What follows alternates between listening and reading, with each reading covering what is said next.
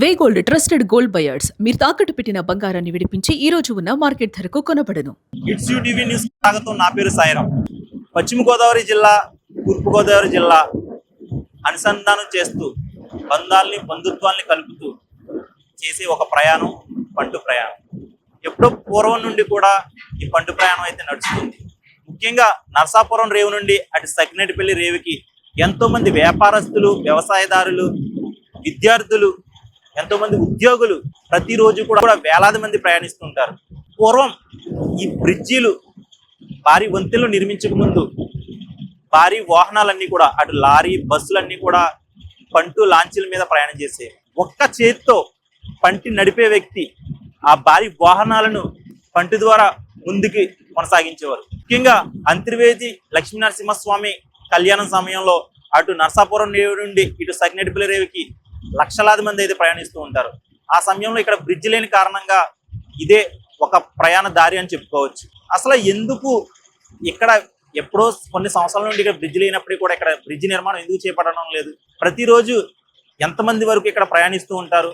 పంటు ప్రయాణం సౌకర్యంగానే ఉంటుందా, లేకపోతే నది ప్రవాహం వల్ల ఏమైనా ప్రమాదాలు పొంచి ఉండొచ్చా, ఏమిటి అనేది ఈ స్టోరీలో మనం చూసే ప్రయత్నం చేద్దాం. Watch the story. పంటు ప్రయాణం గోదావరి నదిని దాటడానికి ఎప్పుడో పూర్వం నుండి ఉన్న ఒక పడవ ప్రయాణం. పశ్చిమ గోదావరి జిల్లా నరసాపురం రేవు నుండి అటు సకినేటిపల్లి రేవుకి వెళ్ళడానికి ఎప్పుడు పూర్వం నుండి కూడా అటు పడవ, పంటు, లాంచీలు అయితే ఎప్పుడు నుండో నడుస్తున్న జీవన విధానం. ఇటుతలి ఒడ్డు నుండి అవతల ఒడ్డు వెళ్ళడానికి ఎంతో మంది వ్యవసాయదారులు, అటు ఉద్యోగస్తులు, ప్రతి ఒక్కరూ కూడా వ్యాపారస్తులు అందరూ కూడా నదిని దాటడానికి ఈ పంటు ప్రయాణం చేసేవారు. పూర్వకాలంలో భారీ బ్రిడ్జీలు, వంతులు నిర్మాణం లేని సమయంలో ఈ పంటు ప్రయాణమే వారికి ఒక జీవన దారిగా ఉండేది. ముఖ్యంగా భారీ వాహనాలు, బస్సులు, కార్లు, ద్విచక్ర వాహనాలన్నీ కూడా లాంచీ, పంటుల ద్వారానే ఆ గోదావరి దాటడం జరిగేవి. ప్రస్తుతం బ్రిడ్జి నిర్మాణాలు చేపట్టిన తర్వాత ఈ పంటు ప్రయాణాలు అనేవి తగ్గాయని చెప్పుకోవచ్చు. ముఖ్యంగా ప్రస్తుతం ఇటు చించినాడు బ్రిడ్జి నిర్మించిన తర్వాత భారీ వాహనాలన్నీ కూడా ఈ పంటు ప్రయాణాన్ని అయితే నిలుపువేశారు.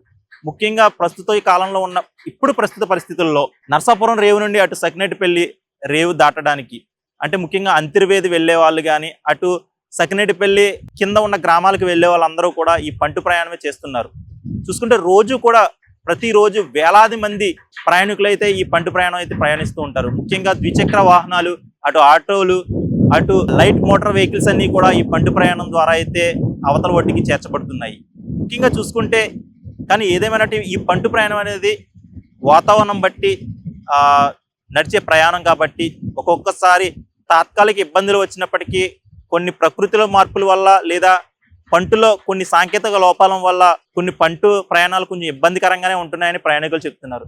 ఎందుకంటే ఈ మధ్య కాలంలోనే ఒక 3 నెలల క్రితమే ఒక తాత్కాలికంగా ఒక సాంకేతిక లోపం వల్ల పంటులో గోదావరి మధ్య భాగంలో అయితే పంట నిలిచిపోవడం జరిగింది. అప్పుడు ప్రయాణికులంతా భయభ్రాంతులకు గురయ్యి చాలా ఇబ్బందులు ఎదుర్కోవాల్సిన పరిస్థితి అయితే ఎదుర్కొంది. కానీ అటు పంటు యజమానులు లేదా సంబంధిత అధికారులు కూడా దీని మీద ప్రత్యేకంగా దృష్టి పెట్టి ఎటువంటి సాంకేతిక లోపాలు లేకుండా ప్రతి పంటుని కూడా చెకింగ్ చేసి దానికి సంబంధించిన అనుమతులు ఇవ్వాలని చెప్పేసి అటు ప్రయాణికులు కూడా కోరడం జరుగుతుంది.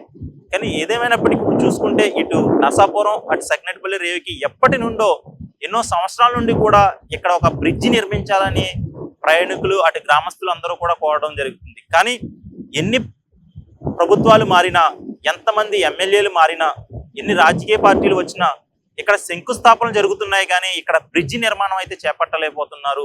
ఇక్కడ బ్రిడ్జి నిర్మాణం అయితే మొదలు కావడం లేదు, శంకుస్థాపనలతోనే ఆగిపోతుందని చెప్పేసి అటు గ్రామస్తులు, అటు ప్రయాణికులందరూ కూడా వారి ఆవేదన వ్యక్తం చేస్తున్నారు.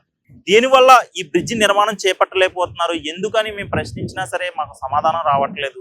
ఎన్నో సంవత్సరాల నుండి కృషి చేస్తున్నారు అటు ఆటో డ్రైవర్లు కానివ్వండి, అటు బస్సులు, అటు ప్రయాణికులు, అటు గ్రామస్తులు, వ్యవసాయదారులు, వ్యాపారస్తులు అందరూ కూడా కోరుకునేది ఏమిటంటే పంటు మాకు ప్రస్తుతానికి అనుకూలంగా ఉన్నప్పటికీ కూడా ఉదయం 7 గంటలను మొదలయ్యి సాయంత్రం 9 గంటల వరకు ఈ ప్రయాణం ఉంటుంది. తర్వాత మాకు అర్ధరాత్రి సమయం ఏదన్నా మాకు ఎమర్జెన్సీ సమయంలో మాకు సరైన మార్గం ఉండదు. ఆ సమయంలో ఏమన్నా పడవ ఏదైనా అందుబాటులో ఉంటేనే మేము గోదావరి నదిని దాటగలుగుతున్నాం తప్ప మాకు వేరే మార్గం లేక చాలా ఇబ్బందులు ఎదుర్కోవాల్సి వస్తుంది. ఏదైనా హాస్పిటల్ విషయం కానివ్వండి, ఏదైనా ఎమర్జెన్సీ అయిన సమయంలో మాకు చాలా ఇబ్బందులు ఎదుర్కోవాల్సి వస్తుంది.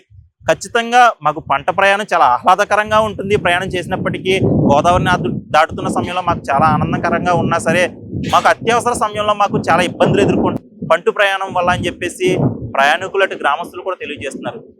ఏదేమైనప్పటికీ ఇక్కడ గ్రామస్తులకు కానివ్వండి, ఇటు వ్యవసాయదారులకి, అటు వ్యాపారస్తులకి, స్టూడెంట్స్కి అందరికీ కూడా ఖచ్చితంగా ఇక్కడ బ్రిడ్జి నిర్మించడం ఎంతో అవసరం అని చెప్పేసి వారు చెప్తున్నారు. ఎందుకంటే ఇప్పుడున్న మారుతున్న కాలంతో టెక్నాలజీ రావడంతో ఎక్కడికక్కడ ప్రయాణం త్వరగా సాగాలనే కోరుకుంటారు తప్ప ఈ బిజీ షెడ్యూల్లో, ఎందుకంటే కాలేజీకి వెళ్ళే స్టూడెంట్స్, అటు వ్యాపారస్తులు, ఉద్యోగం చేసే వారు అందరూ కూడా ఏదైనా మెడికల్ ఎమర్జెన్సీ అయినా సరే పంట ప్రయాణం చేసి యువతల నుండి అవతల వెళ్ళడానికి సుమారుగా 20 నిమిషాలు 15 నిమిషాలు పడుతుంది.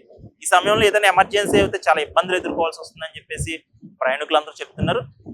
ప్రభుత్వాలు దీని మీద దృష్టి పెట్టి, ఎందుకంటే ఎన్నో సంవత్సరాల నుండి శిలాఫలకాలు అలా ఉండిపోతున్నాయి తప్ప శంకుస్థాపన శిలాఫలకాలు, ఇక్కడ బ్రిడ్జి నిర్మాణంకే ఒక సిమెంట్ బస్తా కూడా ఇప్పటి వరకు అయితే గోదావరి నదిలో పిల్లర్ కోసం వేసిన దాఖలు లేవని చెప్పేసి ప్రతి ఒక్కరూ కూడా కోరుతున్నారు. ఇప్పటికైనా ఈ కూటమి ప్రభుత్వం అయినా చర్యలు తీసుకోవాలి, దీని మీద ప్రత్యేక దృష్టి పెట్టి ఖచ్చితంగా మాకు బ్రిడ్జి నిర్మించాలని వారైతే కోరటం జరుగుతుంది. ఇప్పుడు 2027లో కూడా పుష్కరాలు వస్తున్నాయి. పుష్కరాలు వచ్చిందంటే అటు నర్సాపురం గోదావరి నది ఒడ్డునంతా కూడా పుష్కర స్నానానికి వేలాది మంది, లక్షలాది మంది భక్తులు వచ్చే యోచన అయితే ఉంది. ఖచ్చితంగా ఇక్కడ కూడా లక్షలాది మంది భక్తులు అయితే వస్తారు. ఆ సమయంలో పంటి అంటే యువతల నుండి నర్సాపురం రేవు నుండి అటు సకినేటిపల్లి రేవుకి వెళ్ళే వాళ్ళు చాలా మంది లక్షలాదిలో కూడా ప్రయాణం చేస్తారు. ఎందుకంటే ఈ రేవుని దాటుకునే అటు అంతర్వేది లక్ష్మీ నరసింహస్వామి దేవాలయానికి అయితే వేలాది మంది భక్తులు వెళ్తూ ఉంటారు. పుష్కరాల సమయంలో ఖచ్చితంగా ఆ జనసంద్రం ఎక్కువ ఉంటుంది కాబట్టి ఖచ్చితంగా ఇంకా కూడా ఇది దృష్టిలో పెట్టుకుని ఇంకా కొత్త పంటలు కూడా రెడీ చేస్తున్నారు. కొన్ని పడవలను కూడా ప్రత్యేకంగా రెడీ చేయడం జరుగుతుంది. కానీ ఇక్కడ పంటులు, పడవలు, లాంచీల కన్నా ముఖ్యంగా మాకు బ్రిడ్జ్ అయితే కావాలని చెప్పేసి ప్రతి ప్రయాణికులు, గ్రామస్తులు కూడా చెప్తున్నారు. ప్రత్యేకంగా ముఖ్యంగా ఇక్కడ స్థానికంగా ఉన్న ఎమ్మెల్యేలు కానివ్వండి, అటు రాజకీయ నాయకులు, అటు ఎవరైతే ప్రతిపక్షంలో ఉన్నవారు, అటు ప్రభుత్వం కూడా దీని మీద చర్యలు తీసుకుని ఖచ్చితంగా మాకు బ్రిడ్జి నిర్మించాలని వారైతే కోరడం జరుగుతుంది. కానీ ఏదేమైనప్పటికీ పూర్వం చూసుకుంటే ఎప్పటి నుండో అంటే ఈ బ్రిడ్జిలు రాకముందు కానీ, చించినాడు బ్రిడ్జి మొదలవక ముందు ఇదంతా కూడా ఈ సకినేటిపల్లి రేవు నుండే ఆ ఈస్ట్గా తూర్పు గోదావరికి ప్రయాణికులు అందరూ కూడా భారీ వాహనాలు, బస్సులు, ఆటోలన్నీ కూడా ఇటు నుండి ప్రయాణించేవి. కానీ ఇప్పుడు చించినాడు బ్రిడ్జి మరమ్మతుల నిమిత్తం నిలుపుదల వేసిన తర్వాత ఇప్పుడు ప్రస్తుతం పడవలు మాత్రమే నడుస్తున్నాయి. లాంచీలు లేకపోవడంతో భారీ వాహనాలు అయితే ఈ ప్రయాణం చేయలేకపోతున్నారు. ముఖ్యంగా అందువల్ల ఏంటంటే భారీ వాహనాలన్నీ కూడా నిలుపుదల వేసేసారు ప్రస్తుతానికి. కానీ ఇప్పుడు ప్రస్తుతానికి ట్రాక్టర్లు కానివ్వండి, అటు ఆటోలు లేదా లైట్ మోటార్ వెహికల్స్ మాత్రమే ఇక్కడ తిరగడం జరుగుతుంది. దానివల్ల కొంచెం ఇబ్బందులు కూడా ఎదుర్కొంటున్నాము. మాకు త్వరిగతిన కొంచెం బ్రిడ్జి నిర్మాణం చేపట్టి కొంచెం మాకు విముక్తి కలిగించాలని అటు గ్రామస్తులు, అటు ప్రయాణికులు, అటు ఆటో డ్రైవర్లు, వాహనదారులు అందరూ కూడా చెప్తున్న పరిస్థితులే మనం చూస్తున్నాం. నా పేరు ఆకలి సాయిభాస్కర్ శర్మ. పెనుగొండ వాసవి, పెనుగొండ మాది ఊరు పురోహితులం. చాలాసార్లు చేస్తూ ఉంటాం. అంతర్వేది వెళ్ళినప్పుడల్లా నర్సాపురం నుంచి సకినేటిపల్లికి పంట ఎక్కినప్పుడల్లా అంతర్వేది వెళ్తూ ఉంటాం. గోదావరి ప్రయాణం అంటే చాలా అందరికీ ఆనందం, ఆహ్లాదకరం. ఫ్యామిలీతో పాటు అంతర్వేది వెళ్తూ ఉంటాం. స్వామివారి దర్శనం చేసుకుంటూ ఉంటాం.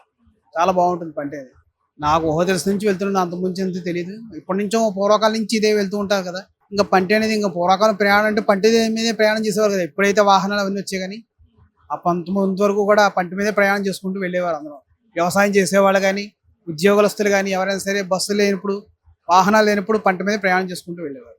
బాగుంటుంది, సేఫ్టీ బాగుంటుంది. గోదావరి కొంచెం ఉధృతంగా ఉన్నప్పుడు ఉండదు పంట ప్రయాణం ఉండదు. కొంచెం సమానంగా ఉన్నప్పుడు పంట ప్రయాణం చేయొచ్చు, బాగుంటుంది.